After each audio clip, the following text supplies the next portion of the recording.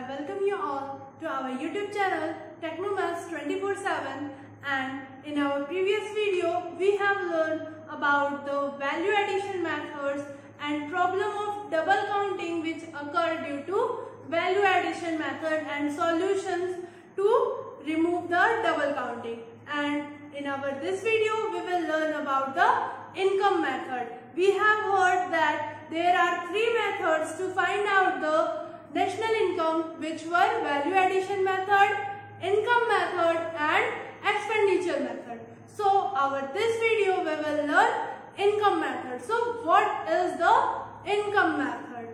So according to this method, income received by all residents of our country means that income which is received by the normal residents of our country when by doing rendering or factor income, means वो amount, वो income जो कि किसी भी factor services को करके उन्होंने earn की है, यानी कि कोई भी प्रोडक्टिव सर्विसेज किया है, वो इनकम कहाँ कैलकुलेट होती है? हमारी नेशनल इनकम में। ये चीजें हमने पहले भी पढ़ी है।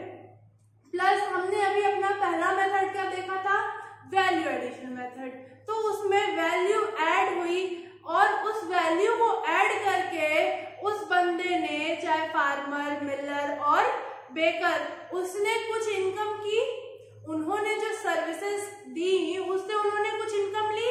अब इनकम है तो इनकम से आएगी और इनकम से हम अपना नेशनल इनकम भी फाइंड आउट करेंगे। तो हमारी नेशनल इनकम का डेफिनेशन क्या है? वो इनकम जिससे कि हम कोई प्रोडक्टिव सर्विसेज करके अर्न किए हैं, उससे हम अपना नेशनल इनकम फाइंड आउट कर सकते हैं। बट जो नेशनल इनकम हमारी इनकम मेथड से फाइंड आउट होगी वो कौन सी होगी? एनडीपीएफसी, यानी कि हमारी डोमेस्टिक इनकम। उस डोमेस्टिक इनकम से हमें नेशनल इनकम में कन्वर्ट करना होगा। सो अब हम देखते हैं कि हम अपनी डोमेस्टिक इनकम में क्या क्या यूज करते हैं, या कह सकते हैं कि हम अपनी इनकम मेथड से नेशनल इनकम को फाइंड आउट करने के लिए कौन कौन से फैक्टर यूज करते हैं। तो देखते हैं। सबसे पहले हमारा आता है कंपनसेशन ऑफ एम्प्लॉय। अब देखिए हमारी इनकम सबसे पहले कहाँ से आती है? हम कुछ ना कुछ जॉब करेंगे तो ही इनकम आएगी, और जॉब करेंगे तो सैलरी तो मिलेगी ही। सो सबसे फर्स्ट हमारी इनकम कहाँ से आती है? कंपनसेशन टू एम्प्लॉय, यानी कि वो इनकम जो कि हम कोई वर्क करके, किसी के अंडर में जॉब करके सैलरी और वेजेस लेते हैं, वो हमारी फर्स्ट इनकम होती है। जैसे कि जो हमारे लेबर्स होते हैं उनको हम क्या प्रोवाइड करते हैं? वेजेस प्रोवाइड करते हैं। और जो किसी कंपनी में एम्प्लॉयज वर्क कर रहे होते हैं उन्हें क्या प्रोवाइड होती है? सैलरी। तो हमारी ये जो कंपनसेशन ऑफ एम्प्लॉयज होती है ये भी थ्री टाइप्स की होती है। कौन कौन सी? फर्स्ट हमारी होती है salary and wages to cash, यानी कि वो सैलरी और वेजेस जो हमें कैश के टर्म में मिलती है, यानी कि मनी मिलती है। सेकेंड हमारी होती है wages and salary in kind.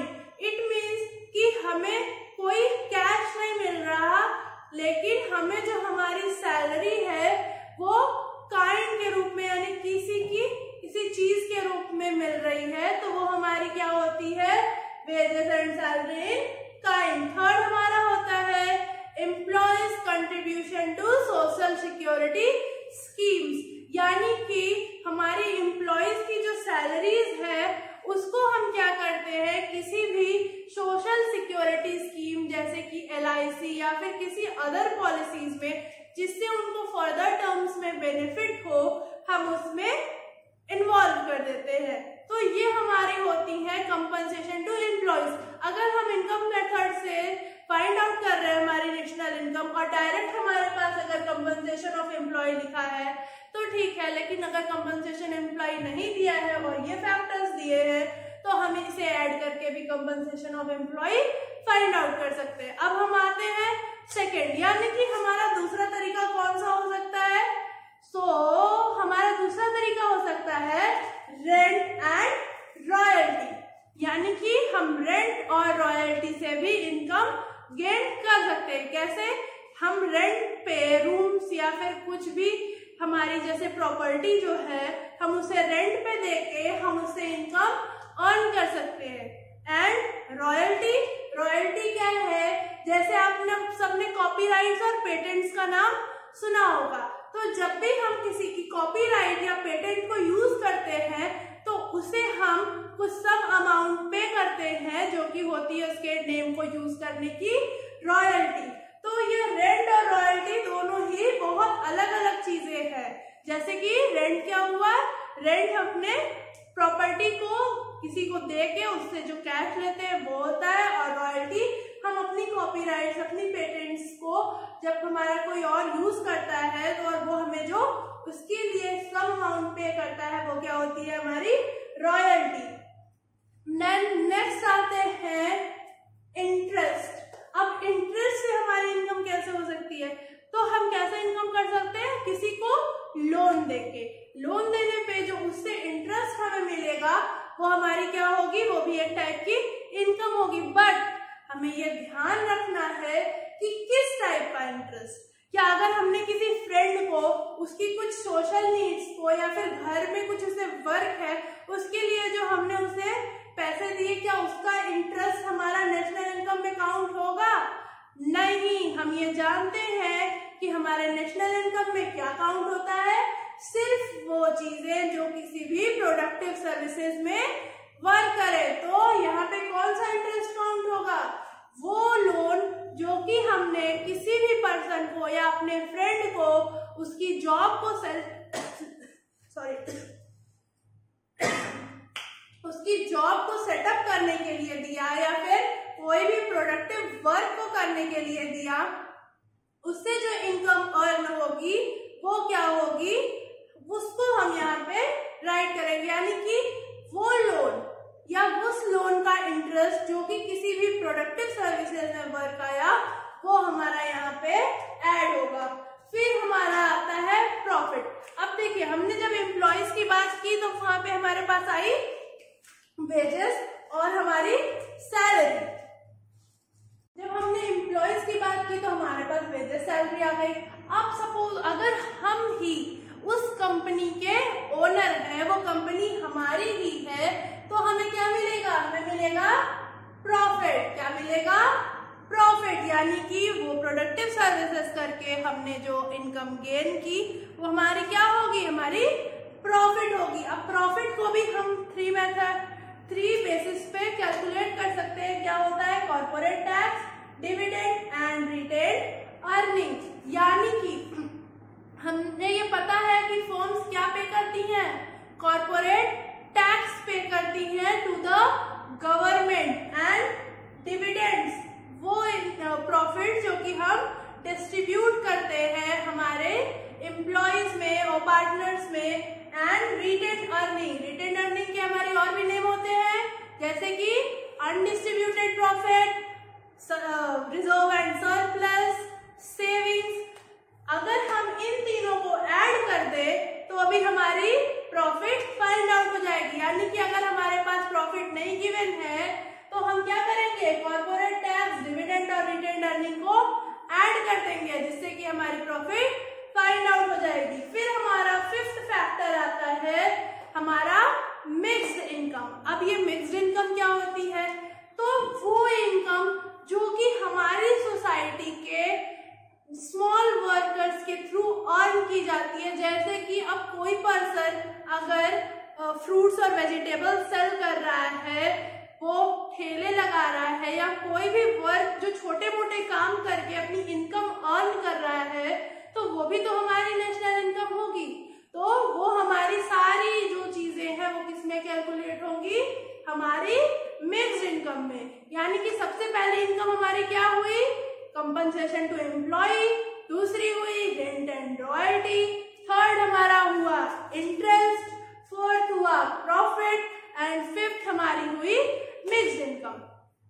तो हमारे पास अगर हमारे ये ऑल 5 फैक्टर्स है तो हम क्या करेंगे, इसे जस्ट ऐड कर देंगे और हमारी क्या आ जाएगी, NDP-FC आ जाएगी। यानी कि हम अपने ऑल 5 फैक्टर्स को अगर ऐड कर देते हैं तो हमारी NDP-FC फाइंड आउट हो जाएगी। बट सपोज अगर हमारे पास ये प्रॉफिट नहीं गिवन है या फिर ये कंपनसेशन ऑफ एम्प्लॉय नहीं गिवन है, तो हमने उसके लिए भी देख लिया कि हमें क्या करना है। तो हमें क्या करना है, सिंपली हमें इन तीनों फैक्टर्स को ऐड करने से हमारा कंपनसेशन ऑफ एम्प्लॉय मिल जाएगा और इन तीनों फैक्टर्स को ऐड करने से हमें प्रॉफिट मिल जाएगा।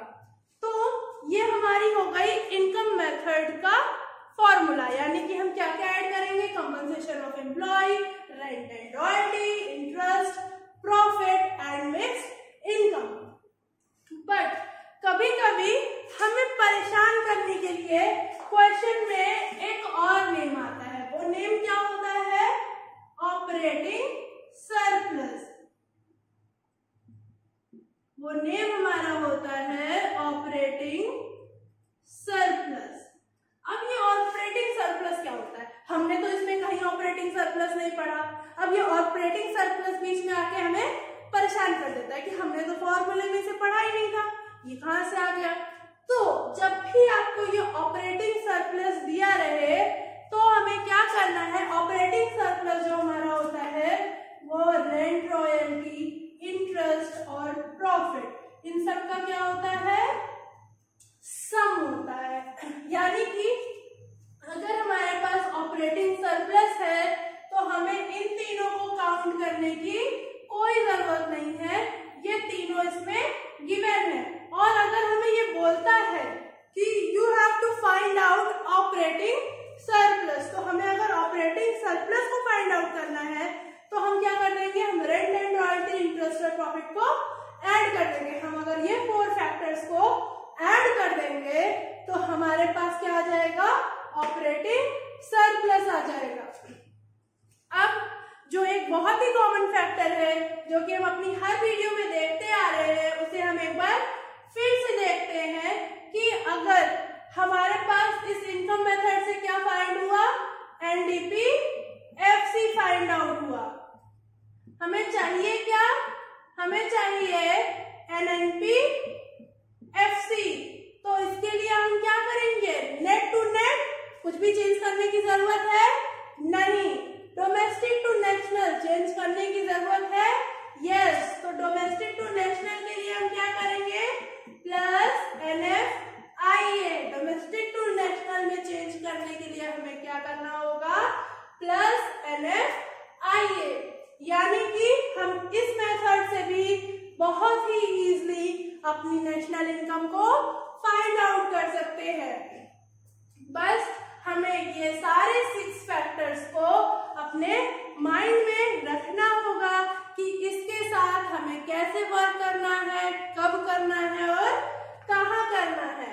और अगर हमारे पास ऑपरेटिंग सरप्लस फाइंड आउट करने बोलता है तो हमें सिर्फ ये 4 फैक्टर्स ही ऐड करने हैं।